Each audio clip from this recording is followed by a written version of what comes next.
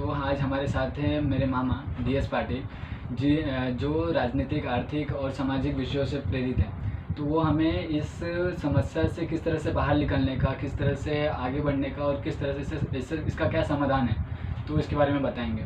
तो जाल मतलब क्या है, इसका पहले अर्थ समझ लें कि जो कोई भी चीज़ है उसमें हम लोग फंस जाते हैं, और एडिक्शन, लत, तो उससे बाहर किस तरह से निकलना और कैसे आगे बढ़ना, इसे ही मुझे लगता है जाल बोलते हैं। तो मामा, जाल से बाहर निकलने के लिए क्या क्या करना चाहिए?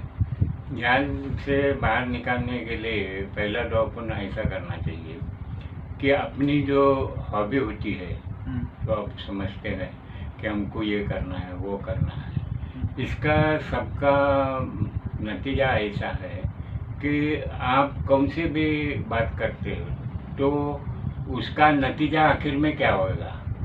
तो नतीजा दो किस्म के हो सकते हैं, एक अच्छा हो सकता है और दूसरा बुरा हो सकता है। जब अपन इस बारे में ये कदम उठाते हैं तो ये दो बातें ध्यान में रख के कदम उठाना चाहिए। और उसमें अपन जब कौन से भी जाल में खींचे जाते हैं तो खींचे जाने से एक होना है कि अपना जो अस्तित्व है, अपना जो कर्तृत्व है, वो कर्तृत्व जो है वो सीधा ही रखना है। उससे कोई ये कम या कम असर से ये कुछ हो सकता है, यानी रुकावट हो सकती है, मज्जा हो सकता है, बदनामी हो सकती है, ऐसा नहीं करने का। ऐसा वो जो है वो तुम्हारे ढंग से चलने का जो तरीका होगा, तुम किस तरीके से समाज को देखते हैं, किस तरीके से समाज से अपना रिश्ता रखते हैं, ये सभी बातों के ऊपर ये सब मामला है। और ये मामले में ज़्यादा जो निचोड़ के आदमी है, जिनकी समस्या ज़्यादा में ज़्यादा होती है, उनको समस्या बगैर है ही कुछ नहीं है, और उनके पास जाने के लिए है कुछ नहीं है। ऐसे जो निचोड़े लोग हैं, जो दुनिया में बोले तो भारत में 83% आदमी ऐसे हैं कि जिनकी दर्दिन की आवक, जिसको ये बोला जाता है कितना उनका ये है पैसों का, पैसा मिल सकता है, तो 5 आदमी के लिए 20 भी रुपया मिलता नहीं है। ऐसा एक गुप्ता आयोग भारत सरकार ने 2005 को मुकर्रर किया था। उसका एक रिपोर्ट 2008 में आया। वो रिपोर्ट में उन्होंने स्पष्ट कहा है कि खेड़ोत के लोगों को 10 रुपया वो की नोट है उनके सामने, ऐसी दिखती ही नहीं है। और जो देहात के आदमी हैं उनका 10 दिन की कमाई ऐसे बोले कुटुंब के लिए, इन्हें 5 आदमी की, तो 20 रुपया भी नहीं है, ऐसा वो आयोग का कहना था। और वो अखबार में भी आया था, और वो अखबार में आके उसके ऊपर गवर्नमेंट ने कहा था कि भाई ये जो सब हालत है वो सुधारने की हम कोशिश करेंगे, और इसके लिए लोगों का जो ये है आर्थिक स्थिति बदल करने का है, आर्थिक स्थिति में उनको कुछ ना कुछ मदद हो जाएगी, ऐसा हम करेंगे। और उस मुताबिक ये जो सवाल इतना गहरा होकर खड़ा हुआ है, उससे हम बाहर लोगों को निकालने की कोशिश करेंगे, ऐसा सरकार का कहना था। वो सरकार का कहना 2008 का था आयोग के सामने। अभी तक इसके ऊपर इलाज निकालने की कोशिश सभी सरकार ने किया। अभी 2008 से अभी तक कितने सरकार आके गई, लगभग मेरे को लगता है 3 सरकार, तीसरा सरकार हो सकता है ये।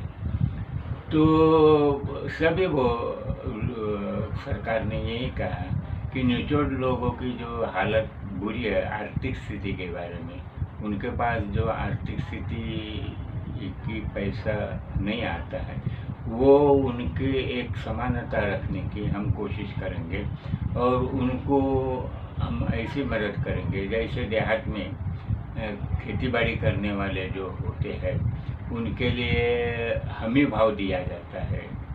कौन से भी उन्होंने उत्पादन किया पीक का, यानी फल फलावर किया, समझो अनाज पैदा किया और नैसर्गिक आपत्ति से उनका नुकसान हुआ, तो वो जो नुकसान हुआ वो भरपाई हम उनको आर्थिक मदद देके, हमी भाव देके, जितना उन्होंने खर्चा किया है उतना ही पैसा उनको मिल जाएगा, ऐसा हम उनके लिए एक योजना रखी है। और वो योजना के मुताबिक हम अगले जो बरस आने वाले हैं, क्योंकि शाश्वत विकास जो आज का है वो शाश्वत विकास तो खत्म हुआ है और पर्यावरण समतोल जाने के वजह से ये सब कुछ मामला पैदा हुआ है। तो अभी पर्यावरण समतोल गया, वो आगे जाएगा, वो ज़्यादा खतरनाक हो जाएगा, वो पीछे आने वाला नहीं है। इसका मतलब ये नहीं है कि वो कम हो जाएगा, ऐसी कोई स्थिति दुनिया के ऊपर नहीं है। और अभी जो उसके लिए जो ये है संगठन है पेरिस परिषद करके, उनका तो स्पष्ट कहना है कि पर्यावरण समतोल तो हर दिन गिरावट ही उसकी हो जाती है, तो उसको वो कम से कम स्थिर रखने के लिए आज का जो तापमान है, आज का जो पृथ्वी ऊपर का तापमान है वो 2.25 सेंटीडिग्री तापमान रहे, इतना होना ज़रूरत है।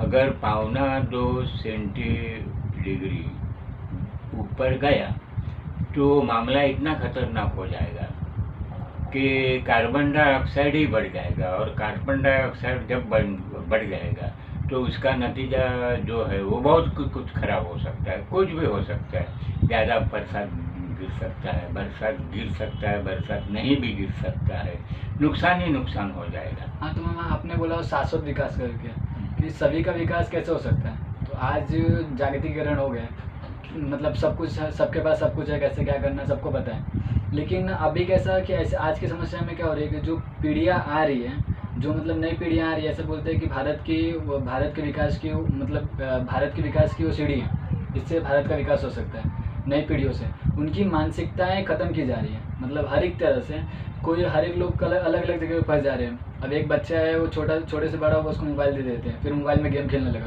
थोड़ा और बड़ा हुआ तो फिर वो क्या, अभी वो हम लोग देख रहे PUBG game, free fire game, उसमें खेल रहे हैं। मेरा भाई खुद का 2-2 घंटा 3-3 घंटा ऐसा उसके अंदर मतलब लगा रहा है, ऐसा कर रहा है। मेरी बहन है सीरियल देख रही है, सब कुछ कर रही है, तो उनका विकास कैसे होगा अभी, मतलब आगे जाके उनका क्या होगा, आगे जाके और बड़ा हो गया, फिर उसका मतलब जो मानसिकता है, सोचने की शक्ति है, वो अभी ख़त्म कर दी जा रही है।